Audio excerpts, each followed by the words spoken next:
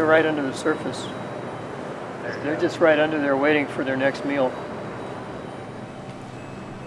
They're pretty sophisticated animals. They have 5 hearts along the length of their body, and all it does is push food from one end to the other. Their population keeps multiplying. They go about double every 3 months if everything's optimal. I'm the guy that does most of the work here, except when I get help from my friend. We feed them, we grow them here in containers. We have one great big tank and some smaller containers. They poop out castings, and then we bag that up and we sell it. Worms basically excrete castings. It's worm poop. And that's the product that we sell as worm castings.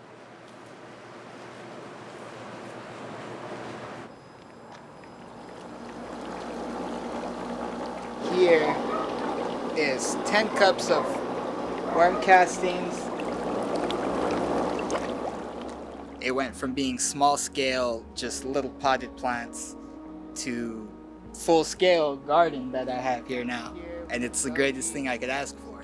Down there, some pineapples over there, pomegranate. It's more than what I could ask for.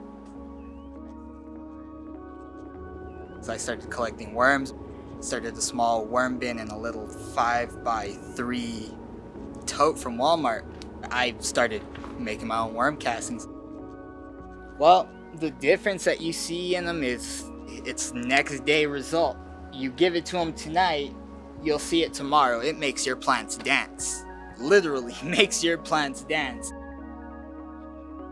They treat the soil and they treat the roots of plants to make them more able to absorb nutrients from the soil and from fertilizers.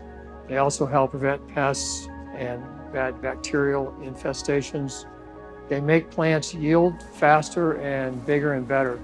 So they're kind of like a universal food supply for plants and for soil.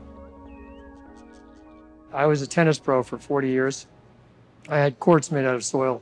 So I knew something about absorption and about runoff and certain kind of things like that. Well, I've had to learn kind of on the fly what the optimum scenario would be for worms.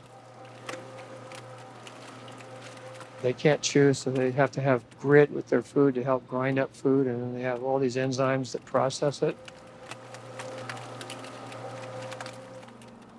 I suffered a seizure. I wasn't supposed to be left home alone because I was going to be prone to seizures. So my lovely neighbor across the street was going to be home every day and told me I could come over and spend the day with her when I was alone. So I would come over here, and I found out she had this garden. And from there, I fell in love with it. I went in just with the intention to buy some worms and just talking to them about how to make compost tea. From there, his wife was just intrigued with what I was talking about. Somebody my age was doing this rather than what somebody my age normally does. They go hang out with their friends all day and don't want to garden or do anything progressive. They just wanted to interview me and learn more about me, and after that, they offered me a job. We harvest the material below, which is castings. We take it and dry it somewhat, and we have a couple of machines here that we screen with.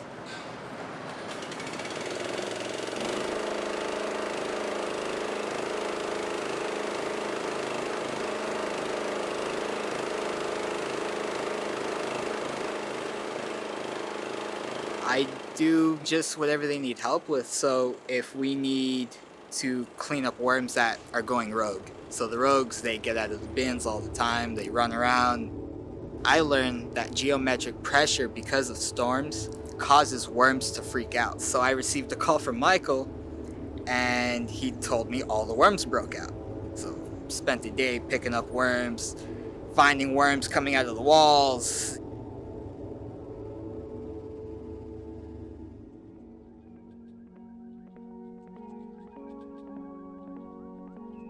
I haven't named them all yet. Well, no, actually I haven't named any of them yet. I don't have pet ones. but I'm always stunned at what they do. So I appreciate them, and I do have some affinity for them.